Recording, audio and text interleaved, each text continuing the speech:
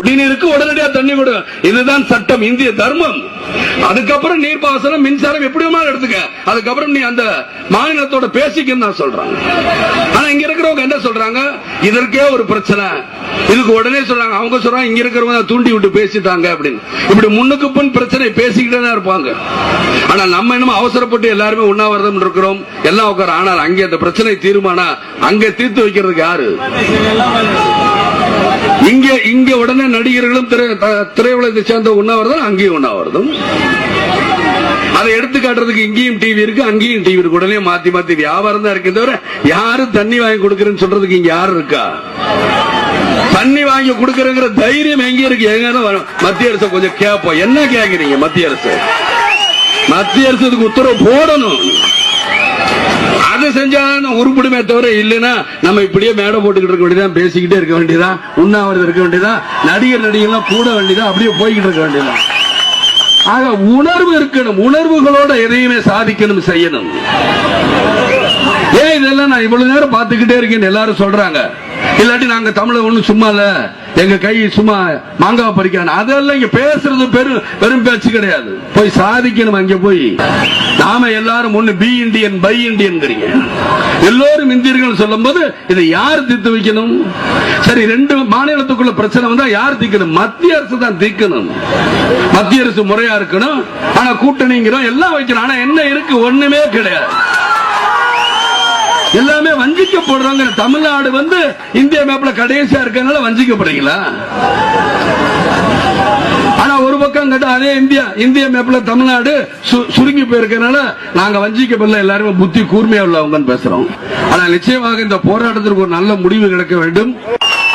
இந்த போராட்டம் போராட தயார். தமிழ்நாட்டு மக்கள் போராடி அழுத்து போய் தான் இருக்கிறாங்க.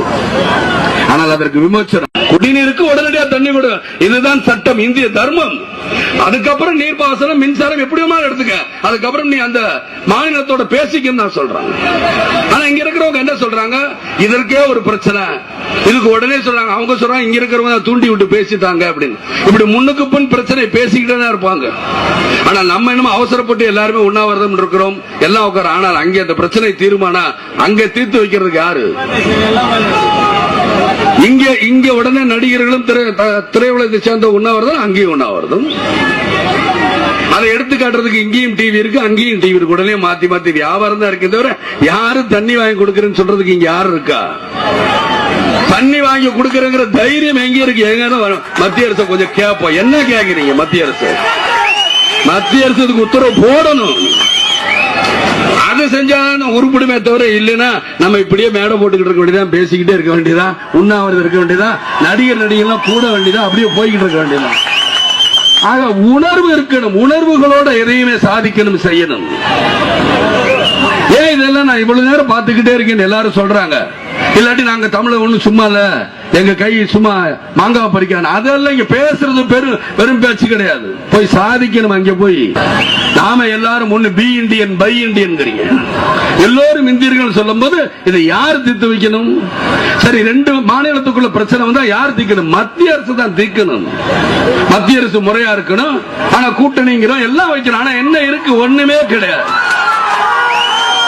எல்லாமே வஞ்சிக்கப்படுறாங்க. தமிழ்நாடு இந்திய மேப்ல கடைசியா இருக்கனால வஞ்சிக்கப்படுறீங்களா?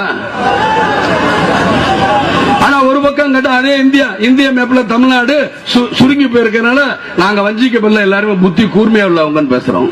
ஆனா நிச்சயமாக இந்த போராட்டத்திற்கு ஒரு நல்ல முடிவு கிடைக்க வேண்டும். இந்த போராட்டம் போராட தயார். தமிழ்நாட்டு மக்கள் போராடி அழுத்து போய் தான் இருக்கிறாங்க. ஆனால் அதற்கு விமர்சனம்.